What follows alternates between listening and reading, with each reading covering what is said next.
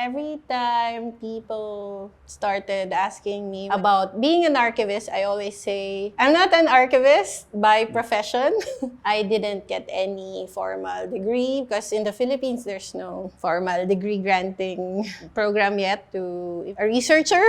I can gladly claim that label, but to claim myself as an archivist, I I don't want to claim that. Or maybe attach the word DIY, do it yourself, archivist. But it seems like you have a lot of hands-on training with Iban's Asia Visions. I wrote them about my intent to work on the Asia Visions collection for my master's thesis.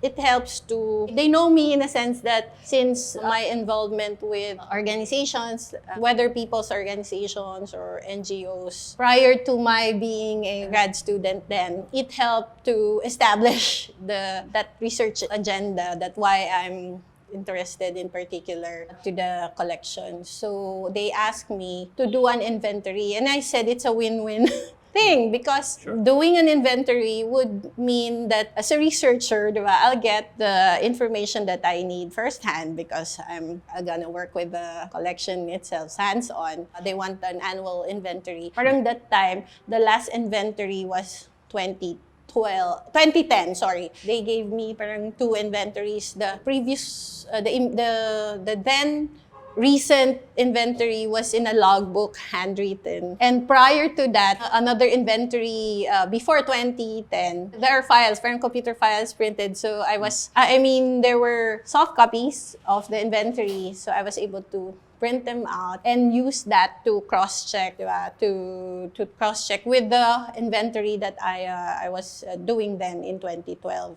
So it was a very ideal situation for both of the parties involved, me as a researcher, doing the inventory hands-on, and doing the master's thesis on the Asia Visions collection. It appears on the very first page of my first pages of my master's thesis, the personal reason of choosing that collection. And it's not actually Asia Visions alone. It's more on can we label it? Well, it's labeled now as a genre, that film genre of political films. So I'm interested in doing archiving work of political films, particularly on Sining Bayan, People's Cinema. So that was the first time I met Bonifacio Ilagan. Bonnie Ilagan was the director of the documentary, and executive director of Asia Visions at the time is Rom Dongueto. I was also the production staff that were there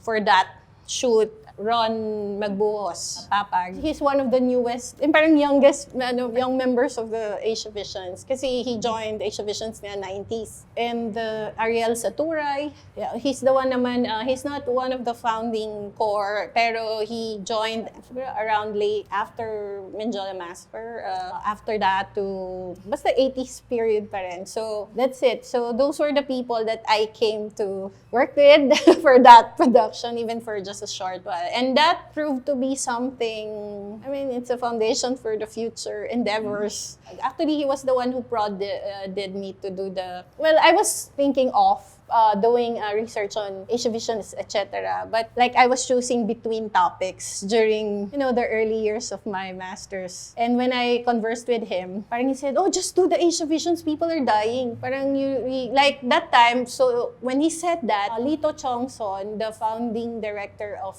Asia Visions, just died. And I vividly remember, that's January 2005, because Lito Chongson died October 2004. That line, what he told me really made it, it's the tipping point of choosing over one topic, one possible thesis topic over another when he said that. Can you talk a little bit about what state did you find the archive in and what work were you doing during your dissertation on preserving? Asia Visions is NGO. They don't have the very ideal, the archival ideal conditions of 24/7 air conditioning, the vaults to keep their works, or that, everything. But Lito Chongson Asia Visions has that system.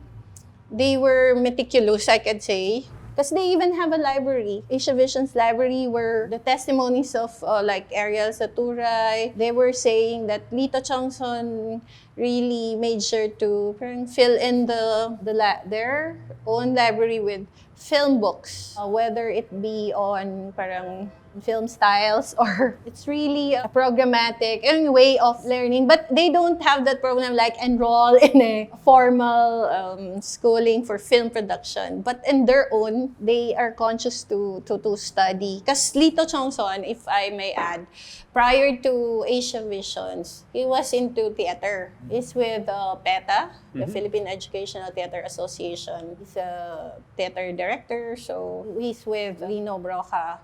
But I found out that early, before 80s, the 1980s decade, he was into film already, thinking of learning the craft because he see the mobility of doing yung film and be able to show it to people, more portable, portability of film to reach more audience. Of course, you can do that in theater too, but vis-a-vis, di ba, the medium, it's more portable. And that is attested by his wife. When I interviewed her, Maloy Chongson, she told me that Lito Chongson believed that. So he started learning the ropes of filmmaking under the mentorship of Lino Broca. So if you check his filmography, Lino Broca's filmography, and check his crew, like Lito Chongson became his production assistant to assistant director with his films. The early 80s period,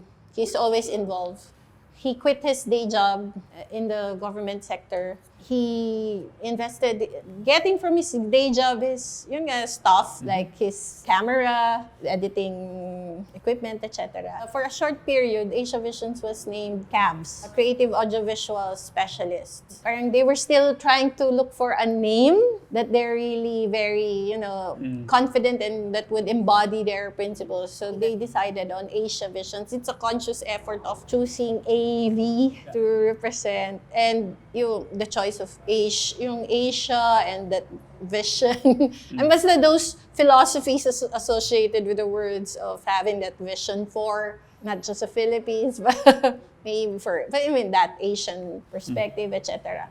I guess you could say they were a part of the protest movement at the Yes, same time. because as I told you, so Lito Chongson also is a part of CAP, Concerned Artists of the Philippines. He's also one of the founding members of that. From the PETA days, or the PETA connection? Or? People are more and more getting involved, especially with the intensification of repression, like the censorship and the assassinations, diba? Those human rights violations, left and right. So whether it be from basic expression being curtailed, repressed, diba? Censored, to actual killings, those who were not really involved started getting involved.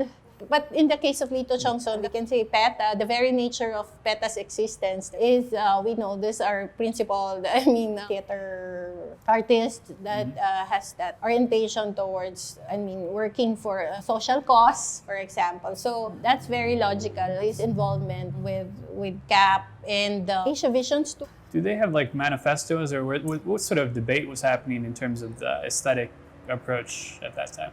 Well, the standing debate on art for art's sake versus art with social relevance or committed art has long been debated. And by 70s, that's settled already, I think. There may be artists or with that thinking still, but the debate that time has already been, I think... Settled in what way? Because the fact that more artists are getting themselves involved. Right. So social conditions, there's social unrest. So it's no more that debate of do I make my art just for art's sake? No, I don't care. The intent doesn't matter, or the audience for that. It just as long as I just perfect my artistic expression. Aesthetically. superior, I don't think that's the issue then. People are getting more aware, especially like if you talk about CAP, Concerned Artists of the Philippines, it started with the Free the Artist movement. It's against censorship. So people are, I think, even if you see Signos, diba, they're documented that protest action of artists against the censorship. And these are artists that you wouldn't think that would involve themselves and actually speak about repression, but they did. Can you speak to Lito Changson calls the work that he's doing committed documentary? Can you explain what this means? Yes, the fact that I am interested in this type of films precisely because of that intent. It's in pursuit of a commitment. It shows their preference of what issues to focus, what to speak of, what to highlight or capture through their cameras. It's a debate that when you film, do you be neutral, objective, but well, it's an ongoing debate, but obviously their argument is the fact that you train your lens to a specific, that you can't capture everything in one frame. That is already a choice. That's already, in a way, of a manipulation on where to put your angles. So they argue that itself is already a quote-unquote bias, but their type of commitment is more on the objective representation of specific experiences, for example, of the impoverished sector. So that's a commitment to that showcasing versus because when they claim that if you have to be neutral, you have to get all sides. But if the dominant state or dominant media always portray the dominant version and always not speaking for the marginalized sector, these alternative filmmakers would rather commit themselves to highlighting that, because they say that since you have the sources, the state, the establishment has the resources, they can always, anytime, air their version. So it has to be countered, a media that would counter this dominant version. It's a recognition of there's a social inequality. So because if you're in denial of this inequality, there's nothing to talk about. If you're a filmmaker or anyone who still speaks that, there's no inequality, everything's equal, everyone's can air there's no point to discuss about committed documentary. It rests on the premise that there is social inequality and that resources, even the use of media, is not available to the impoverished sectors. And this is the way for alternative filmmakers or in general alternative media practitioners to bring out the other side. But there's also the counter consciousness or the anti-Marcos protest movement. The fact that you air out the marginalized sector is definitely a counter-conscious act, especially during Marcos, with propagating that culture of, the truth, the good, and the beautiful, as popularly, heard from as the mantra of his wife, former First Lady Imelda Marcos. Until now, she says that about. So it's not beautiful, it's not the truth, it's the good in their eyes to feature the real impoverished conditions. Diba, that's the issue with the Manila by Night. They don't want Manila in the title. They change it to City After Dark. And they don't want that Manila to be specifically mentioned because Manila is not bad. I mean, in their eyes, there's this myth that they're propagating. And definitely when during Marcos period, when filmmakers present the actual social conditions of people, it is countering that narrative, dominant narrative of the truth, the good, and the beautiful. So definitely counter consciousness, counter establishment. And you referenced Constantino, an essay by Constantino. I haven't. Yeah, the dissent and counter consciousness. His work on dissent and counter consciousness. Because I locate the people's cinema as the Philippine version, the concretization of the concepts of third cinema. Because third cinema is very Latin American. It's not organic in the Philippines in the sense that when you research on third cinema, is it an actual, I mean, among organic filmmakers, do they call themselves we're the third cinema? It's more on those who were able to study film. Is people's cinema like explicitly Marxist? That's what I established earlier, that it doesn't have to be that. When I said that I highlighted on collective works, but I never said that individuals who is not part of an organization is not included in that. But definitely to be part of a people's cinema, that individual framework is consciously contributing an individual work to that cause. That person may be or maybe not a member of a group. That it has to be a conscious thing, because people's cinema is a conscious act. Now, if part of that consciousness has to be Marxist, I mean, only no. Because you can be in one with the people's cause, but you are not that. It's Right. not, Marxists are not the only ones for social change. It can be a broader spectrum, a movement. Right. And we have proven that in history, that what happened during the anti-Marcos dictatorship. What happens to people's cinema after the Marcos regime falls? Is it still sustained as a concept? The people's cinema concept is not used consciously by the succeeding film groups. It's more on but essentially carried out. They don't like say it now, we're people's cinema. Wait, let me clarify that. Sure. When Southern Tagalog Exposure, the film group Southern Tagalog was established, well, until now it exists. When they did their screenings, exhibition program, they labeled it Sining Bayan. And Asia Visions, when they did their mobile cinema, they labeled it Sining Bayan. So there's this similarities in that sense of labeling their exhibition programs as Sining Bayan.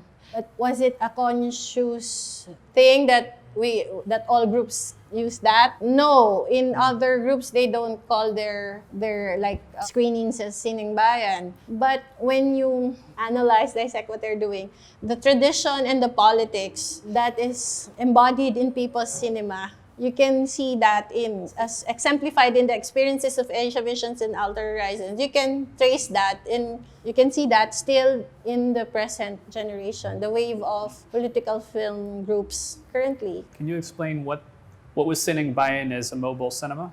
When I checked on people's cinema, they use the Filipino Sining Bayan, but specific to the program of screening it. So, but the point is, there's a reality to the concept. It might not be a very elaborate conceptual take on the concept, but the fact that they use that, because we know that Sining Bayan, that phrase embodies their commitment to what type of films they want people, the audience, to be aware of, to be able to view. But does Sining Bayan or people's cinema subordinate art to politics and propaganda? Yes, I told you, it's no longer a debate that is it art for partisanship. It's in that line of, it's a specific filmmaking movement that treads to that principle of partisanship. And actually, they argue that even the claims of being neutral and apolitical is actually political. Again, on the premise that there's inequality.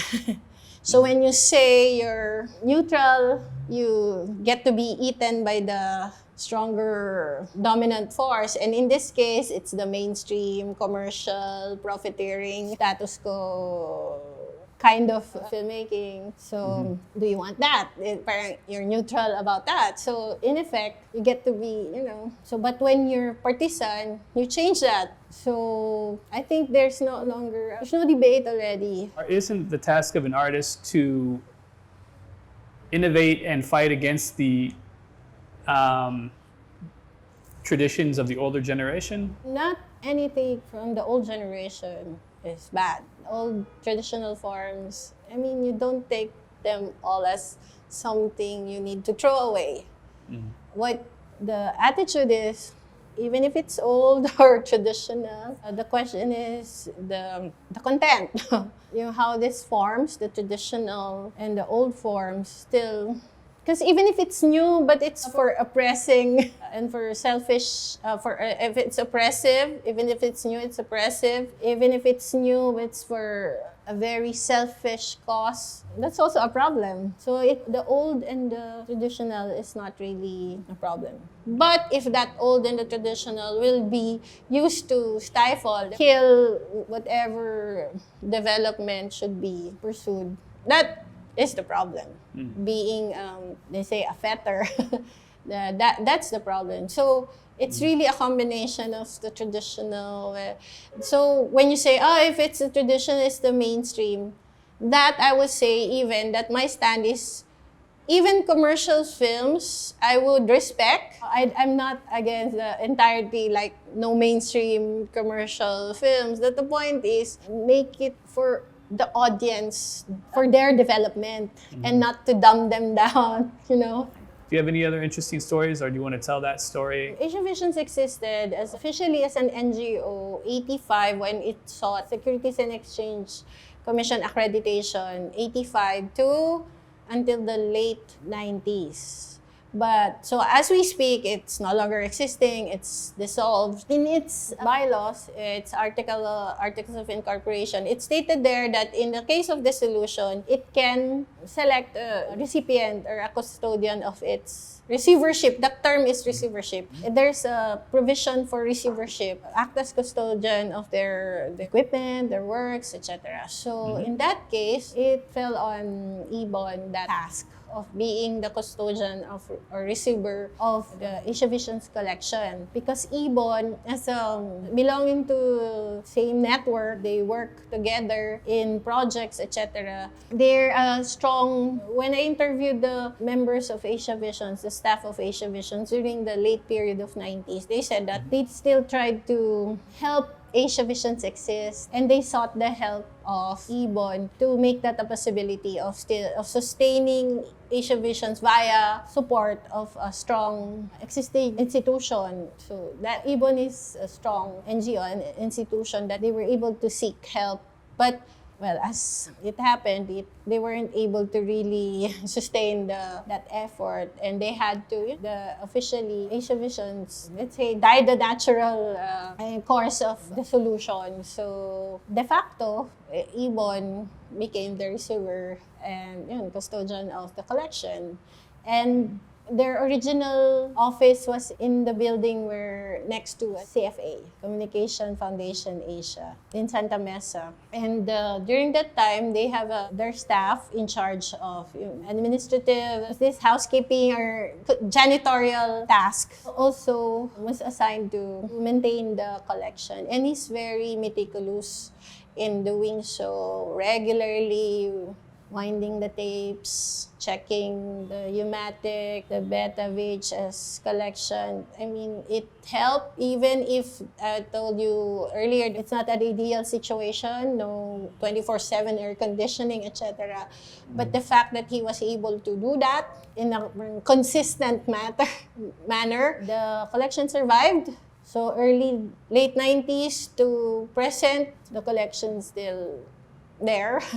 Of course, it didn't escape, 100% flawless or perfect, yes, undamaged condition. There are some that was able to, they found fungus, etc. But in general, it's still there.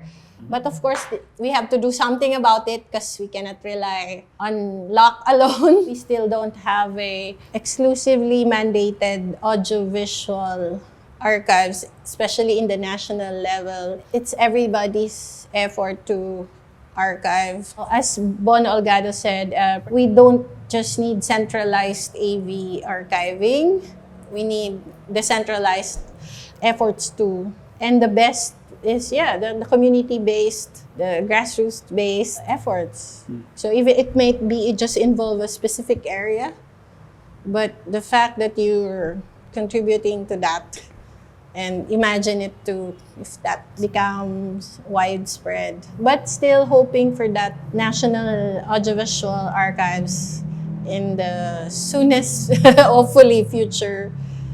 Because that's what we don't have, contrary to like when you go to Bangkok, or I mean Thailand. They have in Bangkok their national archives exclusively with an exclusive mandate of archiving their audiovisual heritage, exclusive mandate, and in other parts of the world too, like in Europe, so like the one in the Netherlands, in France, it's an exclusively mandated task, and AV archiving should be that, so it can withstand leadership change. It's not based on the whim of who's in position, and there should be a continuity of archiving the audiovisual heritage of the Philippines. We're batting for something like the National Museum of the Philippines. It is a public trust. So all whatever would end up in its collection,